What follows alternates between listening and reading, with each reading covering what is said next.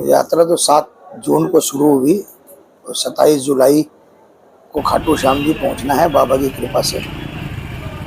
और 51 दिवसीय यात्रा है। बुच्चों का पहले कोई कार्यक्रम नहीं था, लेकिन बाबा ने अपनी मर्जी से, बाबा की मर्जी से एक कल का कार्यक्रम बुच्चों का रहा और बहुत कृपा रही। बुच्चों वालों का बहुत प्यार, बहुत स्नेह रहा और बाबा के प्रति उनके भाव प्रबल थे और बहुत हमने आनंद लिया प्रभु की कृपा का। कल कीर्तन में भी और बाबा का स्वागत भी इन्होंने बहुत दिल से स्वागत किया। तो श्री श्याम भक्त मंडल रॉबर्टगंज और मेरी तरफ से पूरे बुच्चों के श्याम भक्तों को कोटि कोटि नमन है। आपने जो व्यवस्थाएं की, ये व्यवस्था के कारण ही हमें लेट हो रही है। इतनी अच्छी व्यवस्था नहीं होती तो शायद हम पहले निकल जाते, लेकिन जब ज़्यादा व्यवस्था अच्छी हो गई तो इसलिए हम भी थोड़ा सा आज रिलैक्स ज़्यादा कर लिया, क्योंकि आज का पड़ाव भी थोड़ा 15 किलोमीटर का है, थोड़ा सा वो भी रिलैक्स मन में था। बहुत बढ़िया व्यवस्था बुच्चों वालों की।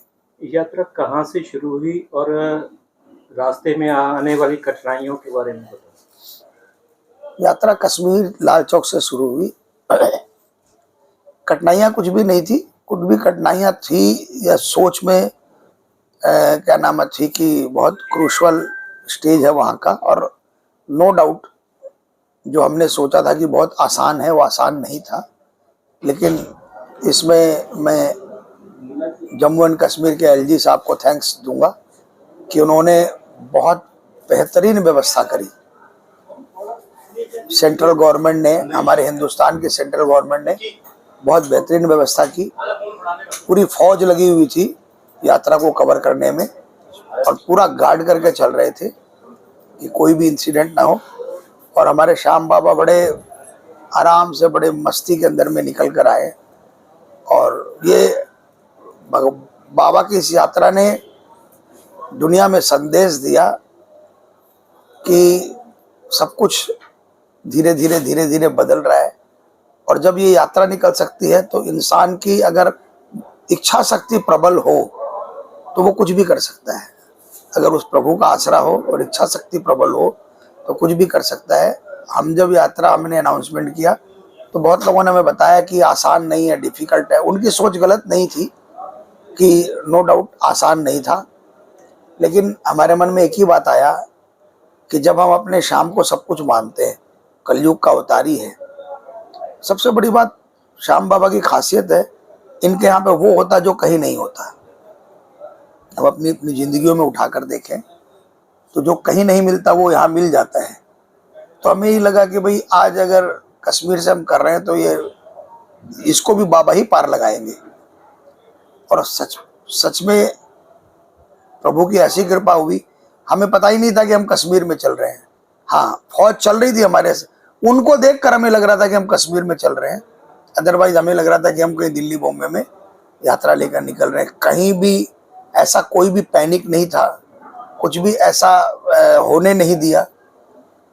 और हमारी यात्रा जो बाबा की, 1 मिनट के लिए भी हमारी यात्रा को डिटेन नहीं किया गया। वहाँ के रास्ते 2-2, 3-3 दिन कनवाई के चलते बंद कर दिए जाते हैं, लेकिन प्रभु की असीम अनुकंपा कि एक साइड से रोड बंद भी थे तो उन्होंने दूसरे साइड का रोड ब्लॉक करके बाबा की यात्रा के साथ में जितने भी कारवां में जितने भी व्हीकल थे उन सबको प्रायोरिटी के साथ में निकाल कर लेकर आए। तो हमारा बाबा जहाँ चलता है ना, वहाँ रास्ते बन जाते हैं। तो ये एक मैसेज है कि अगर आप बाबा पर भरोसा करते हो तो आपको रास्ता खुद ब खुद देगा। यात्रा में कितने लोग हैं आपके साथ और कहाँ के रहने वाले हैं? सब अलग अलग क्षेत्र के हैं, 65 लोग हैं, अलग अलग स्टेट से हैं।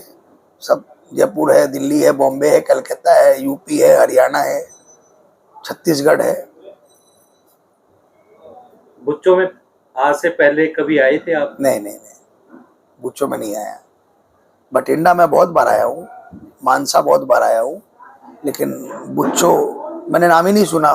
आना तो दूर की बात है, मैंने कभी बुच्चों का नाम ही नहीं सुना। कैसा लगा प्रबंध और जहाँ का सवाल? मैंने बताया ना, बहुत बढ़िया प्रबंध, बहुत बढ़िया व्यवस्था थी।